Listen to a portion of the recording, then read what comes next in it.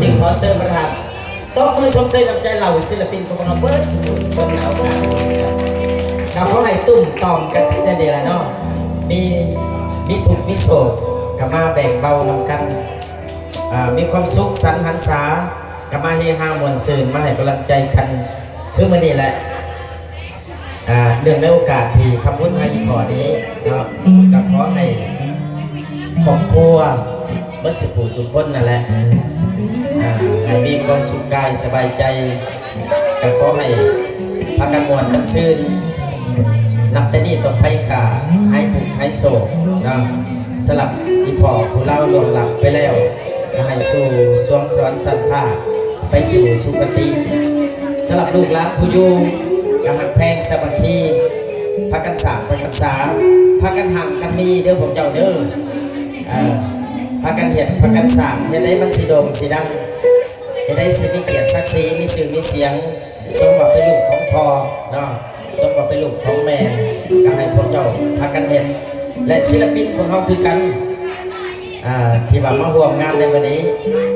ก็แสดงความขอบใจตั้งหน้าให้แก่สมาคมศิลปินของแขวงสวรรณเขต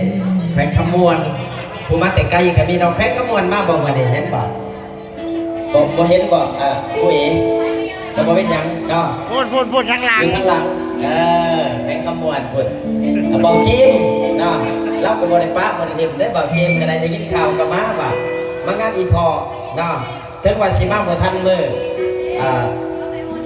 ส่งเพิ่นขึ้นสู่สวงสวรรค์ก็ตามแต่มื้อนี้เพิ่นมาส่งต่อมาต่อยอดให้เนาะให้อีพอเราขึ้นไปสู่สวรรค์ชั้นฟ้า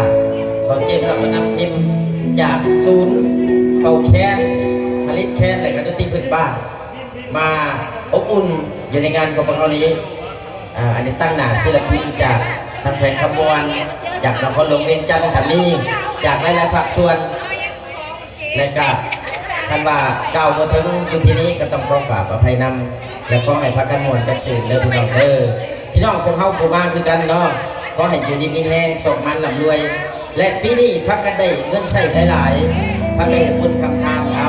ผู้ผ่านก็ขออวยพรให้เมื่อสุขสุขคนอายุมันคนเย็นขอขอบใจหลายๆ